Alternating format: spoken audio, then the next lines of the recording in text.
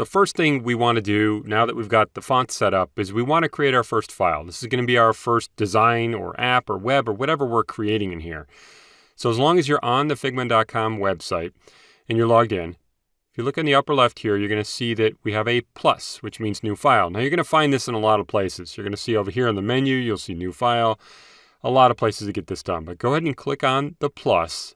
And all it's going to do is it's going to create a brand new file that doesn't have a lot going on, okay? It's a little weird actually, but you'll see the full workspace out here. And you'll see we have our toolbar up here. You can see all the different tools. We have over on the left, this is actually layers currently and pages. We can do pages in here. Down here, you'll actually see we can work with components. These are similar to symbols and they're reusable content like a button you want to use 16 times or a header or footer. And then we also have shared team libraries, which is a professional team feature. You can see right there, we need to upgrade if we wanted to do that. Out in the middle is our design area. This is our canvas. And you can see I actually have rulers showing. You might or might not show those right now.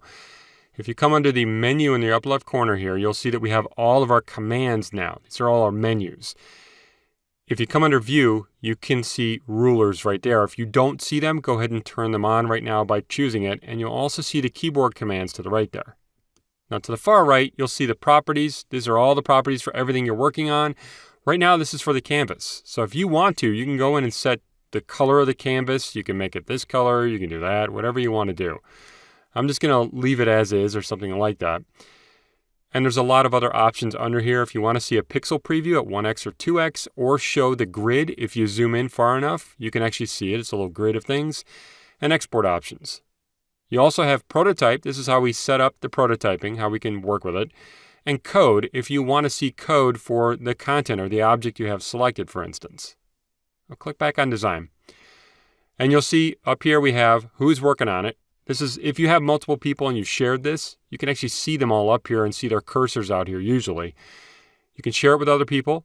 You can also come right here and present it, which is kind of a quick way to just see what it looks like in a blank browser window. Over here you can see the settings we have. These are great, showing, turning things on and off. Viewing, zooming if you want to, and export. Now I want to change the name of this. So if you come up here, you're going to see we have, this is now a draft and it's untitled. If you click on the arrow to the right, you're going to see we can do things like duplicate it, move it, do all kinds of things here. I'm going to double click or click on untitled right there.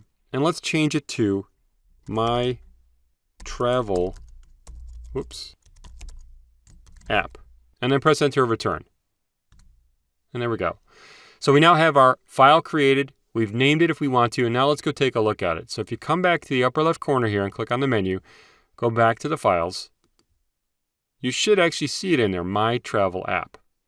Now the other thing we can do too is if you come to recent right here, you should also see it here, My Travel App, because it's something that we are about to work on and we're going to start.